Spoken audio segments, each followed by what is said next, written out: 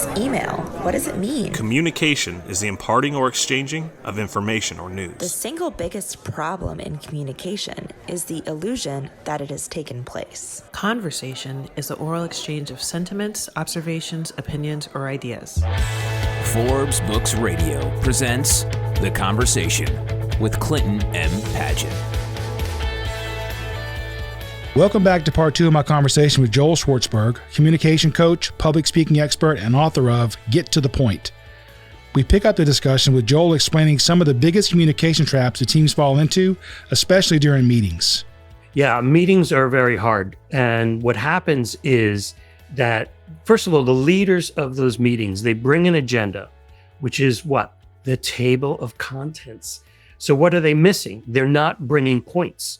So when I talk to people who are leading meetings, whether they're actual leaders or it's just their turn to lead a meeting, in addition to the agenda, bring 4 goals or 4 points that you want to make.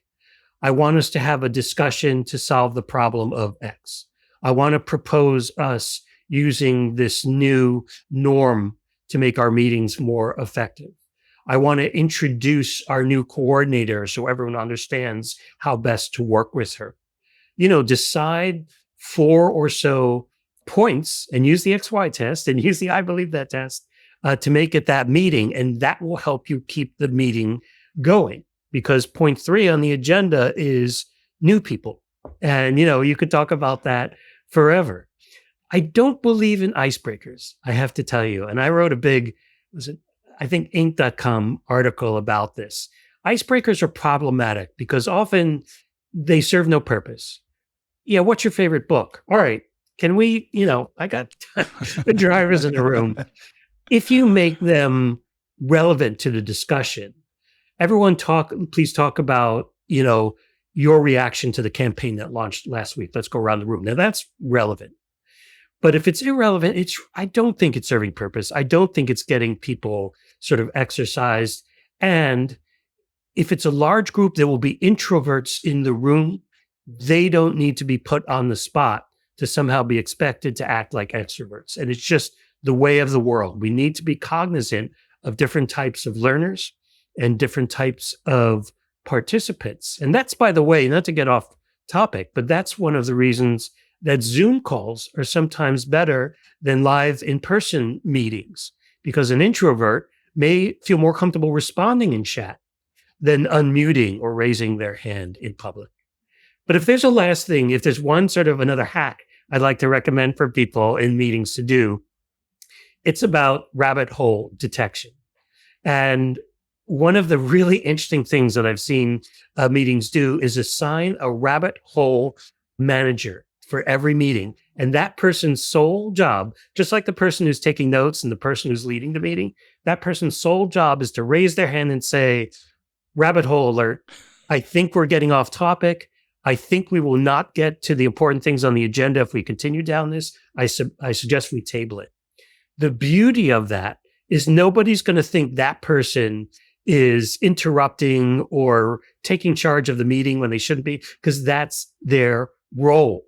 And everyone will appreciate it because it keeps the meeting on track. Whenever I've seen it done, I just seen people appreciate it. And it serves a vital function. You get to the end of the agenda, besides that horrible place in the meeting where you're like, well, all right, we didn't get to these 3 things. Let's schedule another meeting. Look at that in your inbox. Yeah, so that's a really great process. I can see that now. We're going down a rabbit hole. Yeah, but let me go ahead and finish this thought. Yeah, exactly. What's funny is I do my workshops and I love the Q&A because they'll hit me with scenarios that I may not cover. And one of them often is, hey, I get interrupted at meetings all the time. What can I do about that that's not awkward? Because, if you don't respond to someone who interrupts you, then you've lost your opportunity and that's just rude, but you don't do anything about it. If you call attention to it in an aggressive way, that creates super awkwardness. Hey, Jim, you interrupted me. That was really uncool. Like, all right, now everyone's going to remember that. So here's the hack. Actually, I read this somewhere and I love sharing it. You want to solve the problem with a compliment. Hey, Jim, thanks for that point. You added something really interesting. I'm going to think about that. I just want to finish what I was saying about, or hey, Sally, I appreciate the feedback and your opinion. I'm going to think about that. I just want to make sure everyone understands what I was saying about. When you lead with that compliment, they feel good. People feel good. You gave them a compliment and you could still finish your point. Yeah, I like that idea. I'm not as big a fan of the one that go, yes, and. Like, okay, so you're just, that one I think makes more sense. Do you think clarity in communication improves collaboration and trust? Absolutely. It definitely it helps with collaboration, because when you have multiple viewpoints, when you have a brainstorm session, if everyone is making points versus just sharing ideas and throwing words out there and probably rambling or bogarting it, don't realize the purpose of what they're communicating, there's a lot of time wasted. So it assists collaboration because you just simply get more voices there. And it's there, especially, I think a rabbit hole manager helps. But I think it's also true for your reputation, for your credibility, for leadership. We want our leaders to be clear because we want to leave leadership communications knowing what to do or what to be inspired by. Leaders who ramble or don't make it clear, or you come away from thinking, I didn't get really anything from that, or I got a bunch of confusion, it's going to hurt that leader's credibility. So being clear has so many benefits other than just the communication of me to you and you understanding that. It affects your reputation. It affects your credibility. It affects collaboration. It affects give and take. And at the end of the day, it affects progress. Do you have a favorite story that you can use as an example of how a clear point, transformed the team or a project success? I have an example of a bad situation. So I'm going to lean at that since that struck me first. Not naming names, but I was in a large meeting where a senior executive had to give basically, this is where we are in our progress. I'm going to give you a status report, and I'm going to tell you what are the projects we're working on. So we're all sitting there, and he gets up, and he has some notes. I think he had communication consultants, but he held them, and then I think he put them in his pocket. And he rambled like you would not believe. I think he was supposed to go 10 minutes. I think he went 25 minutes. There was no structure to it. It was just, what I call a fire hose versus a laser beam. And I'll tell you the truth, Clint, we were angry. We were angry because we had things to do. We wanted to get direction. And to me, that leader's credibility never recovered from that moment. So that's what's on the line if you don't communicate with clarity. The good example, and I really have to go back to what you were saying about project management with a capital P and a capital M. That meeting, that first meeting you have in project management, if you have a chartered document, if you've identified the stakeholders, if you've talked about the why, those meetings have been some of the best, the shortest, and the most efficient that I've been on, because those were meetings with purpose and acting on purpose versus meetings where purpose was not identified. You only had an agenda and you come away from them thinking time is wasted. I would say one other thing. My wife is a school teacher and she goes to meetings where the purpose of the meeting is to discuss how they want to address children who have conflict and who have challenges. Nothing could be more important than them getting all on the same page about how to address that student's challenge. But the meetings are so bloated in the beginning with discussion of this latest thing and that new approach and this party and that big offsite they're going to have. They do not get to the discussion of students. And then they go and they meet with those students without the means of addressing the situation, at least consistently. When I hear that, I just can't think of anything more perilous or more destructive in a meeting. Because often we think of it, that meeting wasn't great, but whatever, that's the way meetings go. No, it can be extremely destructive if the meetings don't meet their purposes. I'm a huge, huge fan of face-to-face and being in the room together and all that. But I will say that this situation you described, the CEO or the leader getting up and pontificating for 30 minutes. That's the advantage of Teams, right? Because you can just put in the chat, hey, sorry, I got to go. And you're out, as opposed to getting up, collecting your stuff in the room, look while he's looking at you and walking out. It's a lot harder. Yeah, for sure. And, I'm a fan of both. Sometimes, there are things you can do in Zoom you can't do in the room, and the things you can do in the room that you can't do in Zoom. So I treat them both similar ways. And I do a lot of training on how to use this space, this box, to make sure your presence, some people are way back here, or their face is sort of cut off, or all these things that sort of subtract from their presence. They're not being loud anymore. They're sort of using a volume like this because they think the microphone is capturing their information. So they lose a lot of their presence and a lot of their executive presence because they're not using volume. So I really want people to know to take advantage of all the opportunities that virtual meetings have, and not just think of it as the little brother and the option B to an actual meeting. I always, my favorite ones are the ones who they're in the witness protection program. There's no light. And so you can't see them. Like, are you there? I think I kind of see a shadow. Yeah. Put a light on, man. Come on. I will tell you the most controversial thing I coach about Zoom and Teams meetings, and that is the blur screen. A lot of people like the blur background, but I do not encourage it for two reasons. One is that it creates this sort of weird outline around you that just says, authenticity and artificiality. And these days, AI. And, what's that term when it's a phony, a deep fake. Yeah, deep fake. The other reason is, and I'm glad to see you have a real background. I think that's a real background. It is. It's real. This is supposed to mimic a live conversation. Yeah. This is supposed to have the benefit of two people talking person to person. If I lose this background and make it blur, I am taking away from that dynamic of a live situation by inserting something artificial. I do think it is stealing some of the humanness of a conversation when I have a completely blur background, the same as it would be if it was the Star Trek Enterprise or, a football stadium. So I discourage it, and I want to just get this out there because not everyone recognizes that. They think, all right, well, it's a little messy back there. I could clean it up. I'll just put out a blur screen. I think there's two, before we leave this topic, there's like a pro and a con for me with the Zoom, virtual stuff. One, the pro is that you talked about introverts before.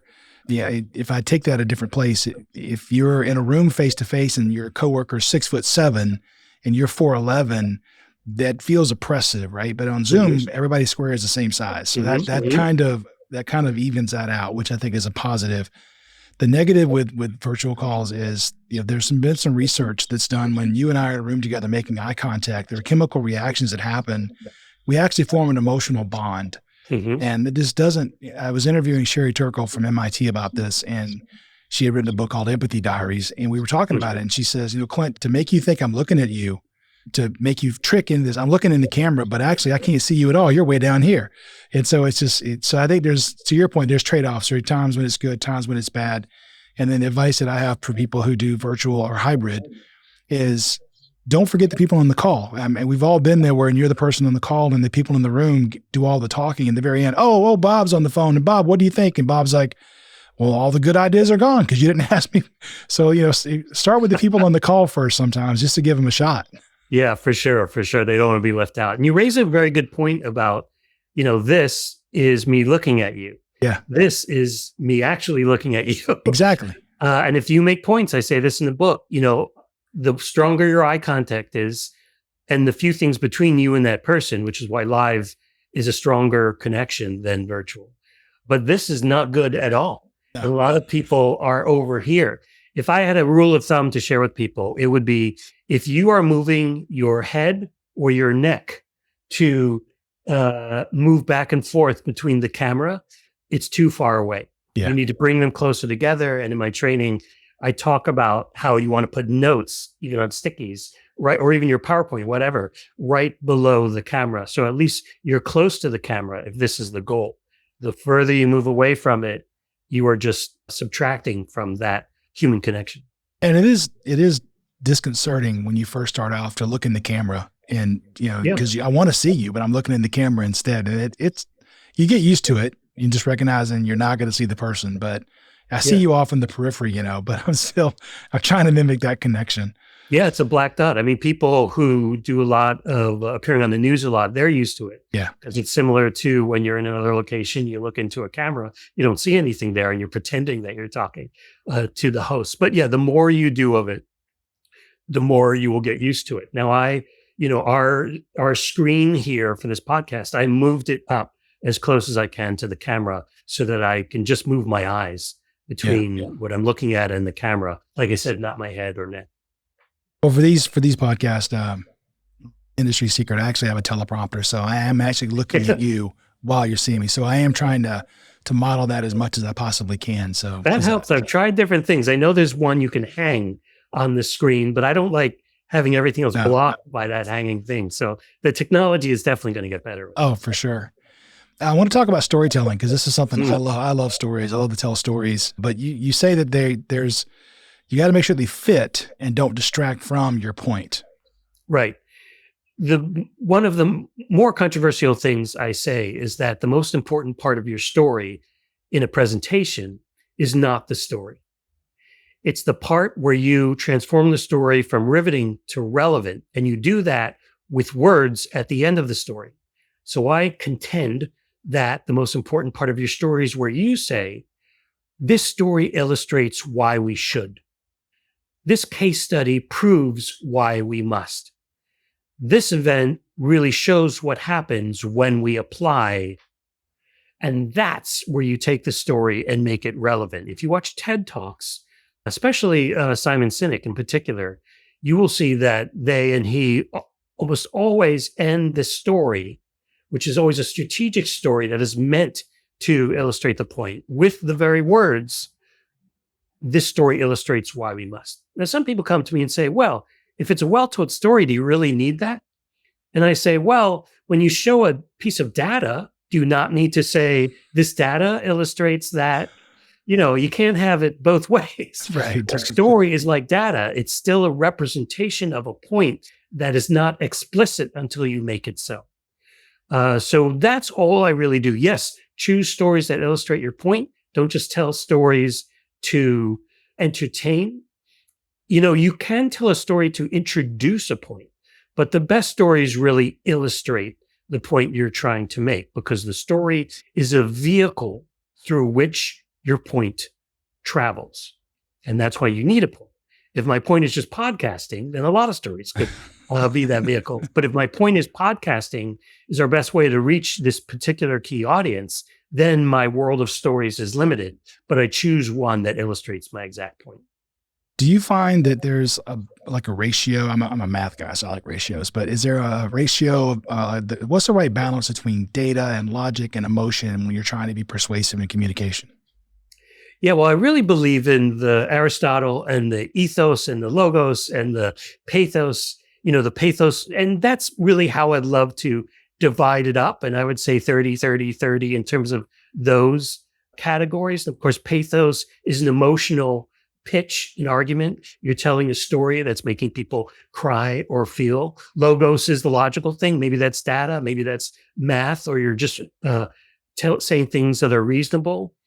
And ethos, some people think that's about you making an ethical argument. It's not. It's about credibility.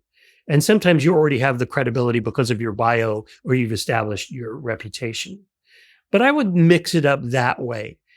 What I would say to answer your question is, don't think of it like math. Like I need to have certain of this, certain of this, certain of this. Just think of it in terms of efficiency. These stories are both great. Do I need all three stories? Can I just tell this with the one story? When I tell that story, do they really need to know that her first job was being a circus clown?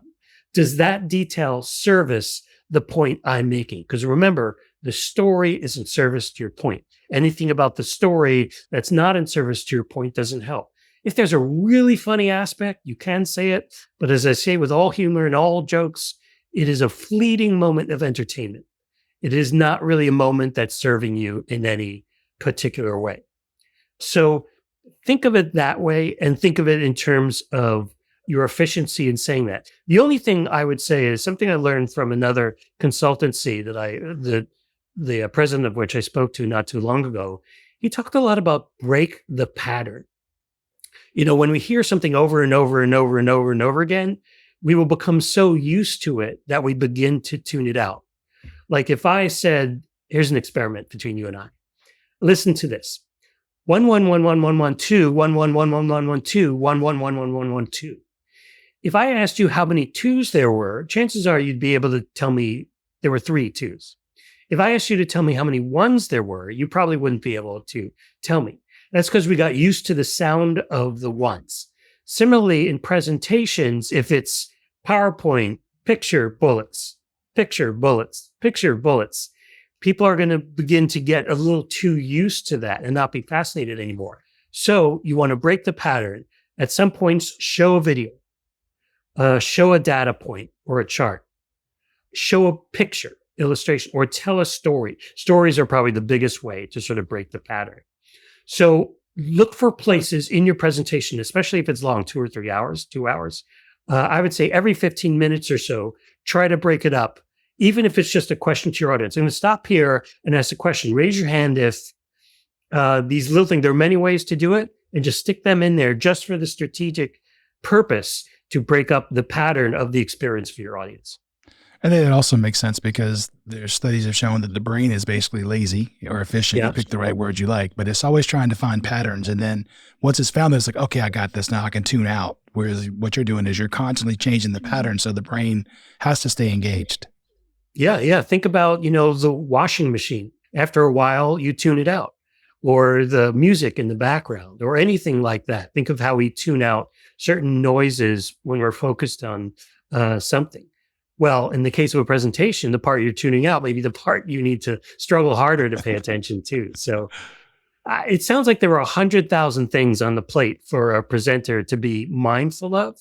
And what I always say at the end of my workshops is focus on the 2 or 3 that can make a difference right now.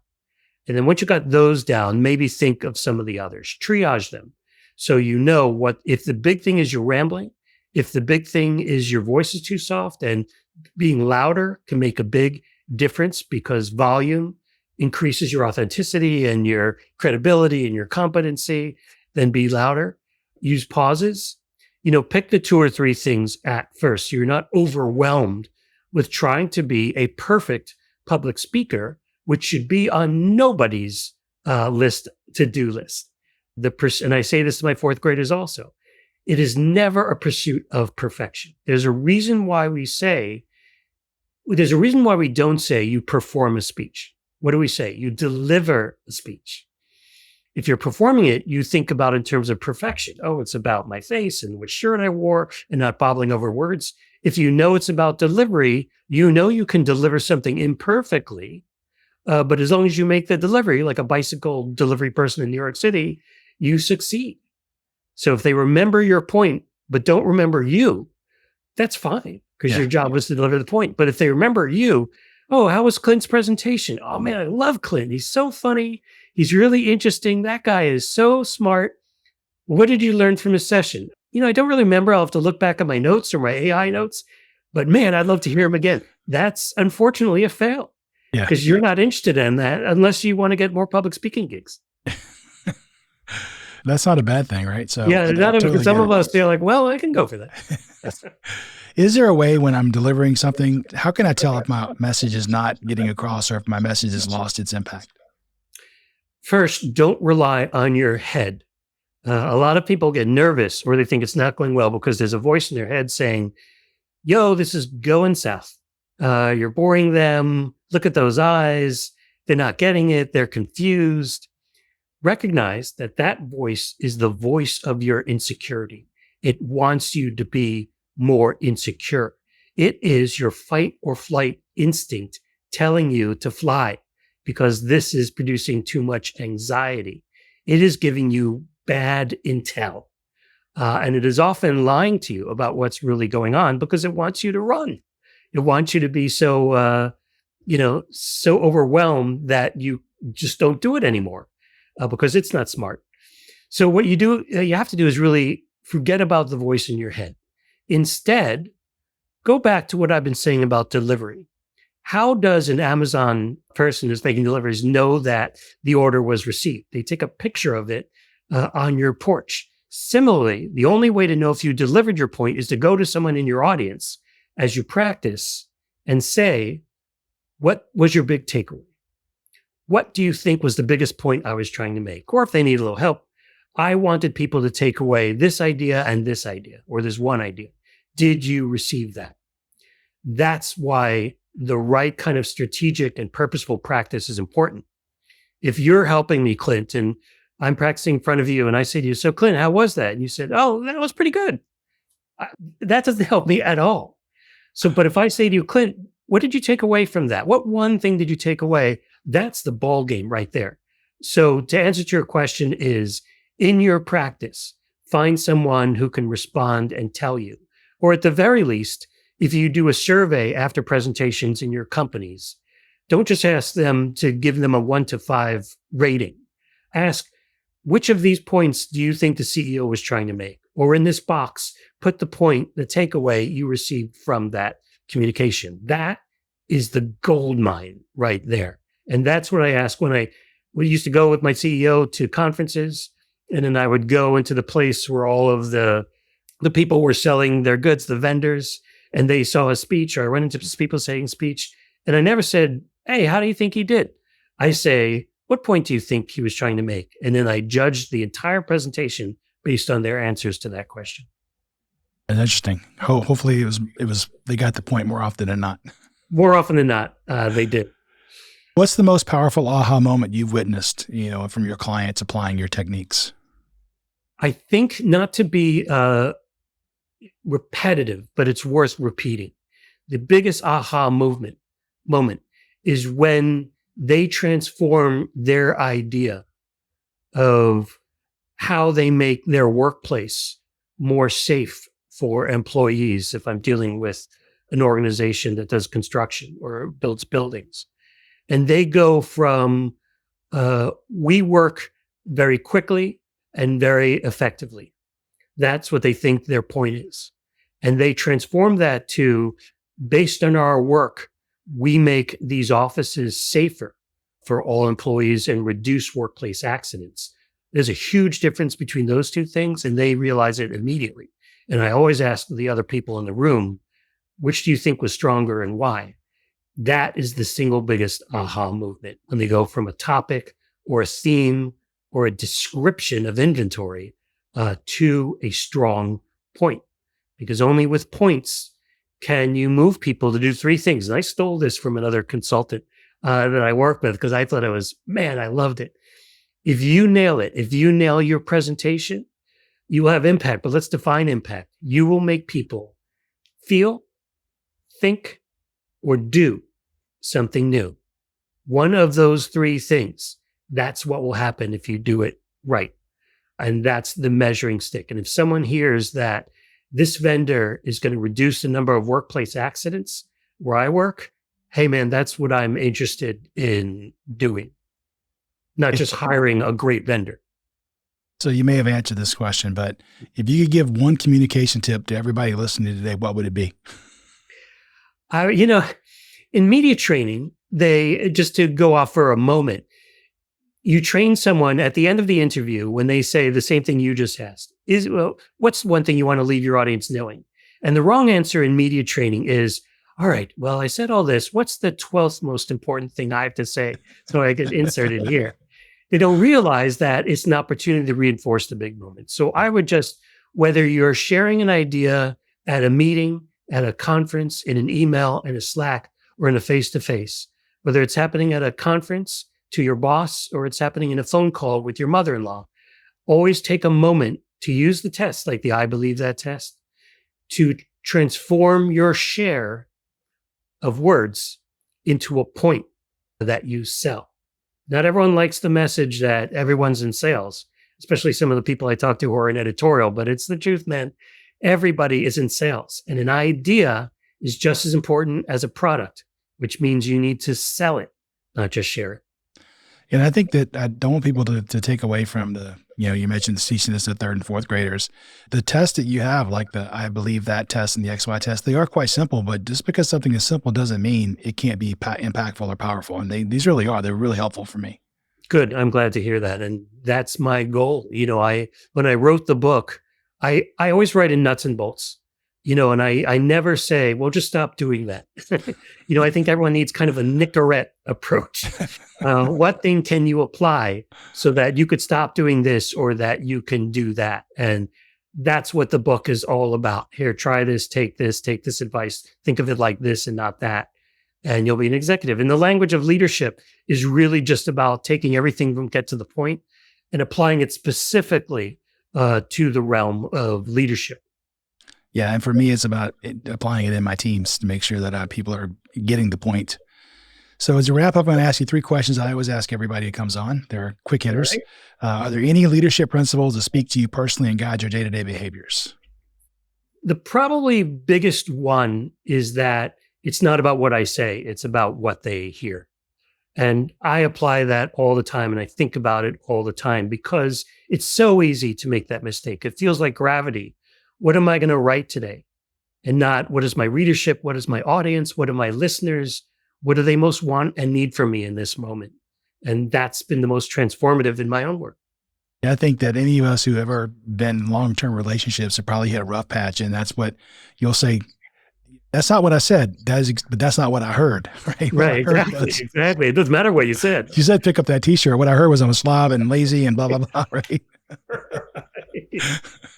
So what's the best piece of advice you've ever been given? The best piece of advice I've ever been given, I'm going to put it in a job search situation. The best advice I've ever been given is when you have to choose between different job officers to base it on your boss and to understand that's the person you're going to be working closest with. And that's the person you're going to be being led by. And that's the role model you're going to be using. So that advice just comes top of mind to me because often when I'm training people and training groups, I really get a strong sense of their culture. I get a sense of the role models in those groups. And, where it really applies, now that I think of it, is about being a role model. If I can train 10 people in an organization to use some of these tips and to share them because they are so simple, I can get 50 or 60 people doing them if I just teach them to teach, if I teach the teachers and then they teach those people how to fish instead of giving them the fish. That's awesome. What's the last question? What's the best book or article you read recently? And what was the key takeaway? The best article I read recently is probably, what is it? It was an article. Well, there was an article that if you pull your ears, you will become more relaxed. But I just find articles on LinkedIn all the time, and I save them about how to focus your thoughts on key issues. And I think the one I read recently was about selling your ideas with specificity and not even just putting them out there, and use selling language. And the most specific thing was about pain points. The importance of identifying pain points in your audience and in your partners and in your vendors and being specific about those. What I was doing in my own marketing was talking about solutions and then talking very generally about how the solutions affect their problems. But I changed that around. And instead now I often start with pain points about rambling, about ineffective communication, about poorly led meetings. And then I bring in the solutions that I have for that, because I'm not relating to them with my solutions. I'm relating to them with the pain points. And that's how I make the communication. The sales part is how I leverage that connection. Yeah, it's funny when you say that, because I remember there's somebody I know that's in the Speaker Hall of Fame, and I was talking with them, and they said, she said, I subscribe to the slap, hug approach. Basically, I give you the bad news up front, then I give you a big hug, and it's going to be okay. Here's where we're going to solve it. I love it. I don't think we could do that in person. These days, you never know. Ask for permission for the hug. Are you a hugger? And then you're okay. Well, Joel, this has really been great. If people want to learn more about you, engage with you, how can they do that? They can go to www.joelschwartzberg.net. That's JoelSchwartzberg.net. The IT people like when I say this. I consider my work open code.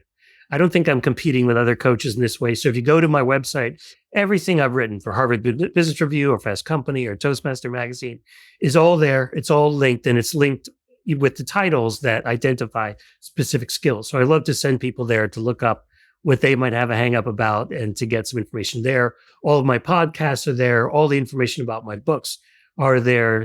And you can contact me there.